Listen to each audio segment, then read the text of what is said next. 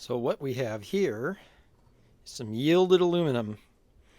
This is the idler bracket for the serpentine system on my big block.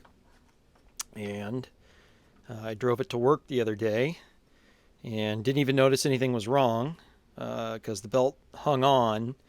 But this is the bottom idler. So the compressor, AC compressor, is this way. It wraps over the smooth, one of these guys, smooth this way, and goes down to the crank. This one comes from the compressor down to this one and then back up to the alternator. So it didn't completely lose tension, but it got real loose. I'm surprised it didn't throw it.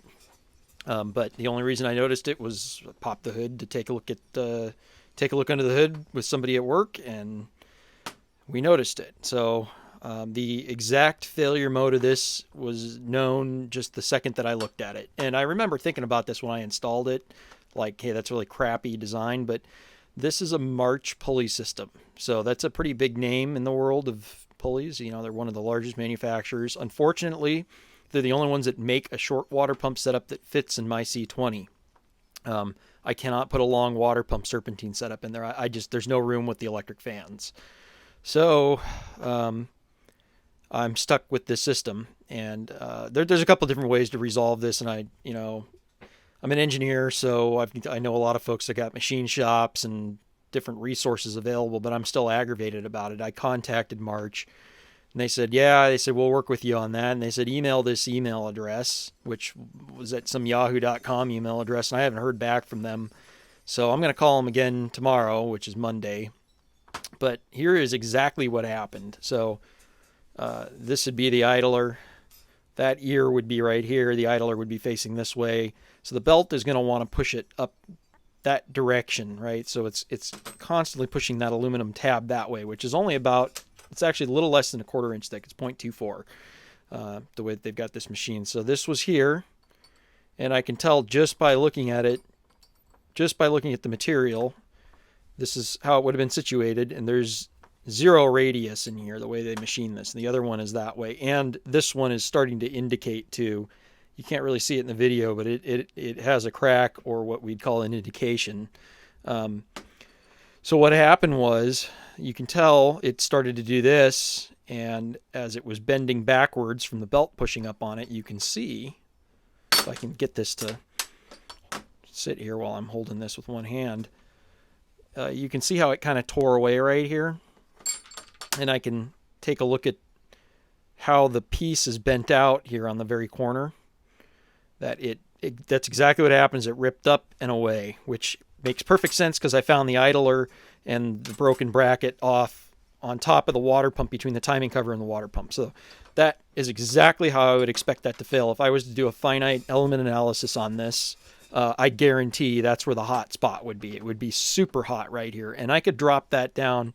I could knock that down real easily just by having a radius in there. So I could make it out of aluminum and just radius that. I was talking to another engineer friend of mine who's a real super ME, and he said we'll weld it up right now and then make another one. I think I want to make it out of steel because I don't ever want to worry about this thing again. And I could radius that, but then there's still a little bit of a risk. If I go to a 4000 series steel with this bracket, don't think I need to go to an alloy. 4130 would just be too much. I think a mild steel 4000 series probably would be more than sufficient, and I could build it the way it's built right now, and it's easily going to be 3 times as strong as it is. This is 6061 T6, which is a pretty decent aluminum. I could go to 7075, I think it is, but that's just ridiculous. I can make it out of steel. I'll take it over, have it chromed, and you'll never know the difference. It sits down a little ways too, so it won't be so noticeable. The pulleys are really what are noticeable. The caps that go on here. March makes really nice looking stuff, but this is like an engineering 101 failure.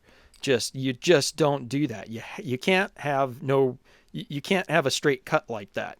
You get a stress concentration right in the corner right there, and that's just where it's going to fail. So I'm still going to figure out what I'm going to do with this. So, this is going to be, the second part of this video is going to come sometime after I figure out what I'm going to do. I don't really need to drive it or anything, so I'm not going to repair this one. my friend was trying to encourage me to do that. I just want to make another one, but obviously I don't have a 3D drawing for this. I'm sure March is not going to, they're not going to give me it. I could take it to work. I've got a ferro arm at work. I could measure it.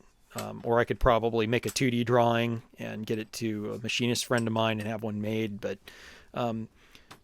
what I wanted to bring up was the reason I'm doing this video is just to help folks that, if you have a March pulley system, watch out for this. This is a short water pump outboard mount system. This particular bracket is a 20212A. So I imagine the A is a revision A. I'm trying to find out from March if they have another revision, because then I might be interested, if they've seen this problem before. But I'm really kind of not I'm kind of really not happy with the fact that they've made this way.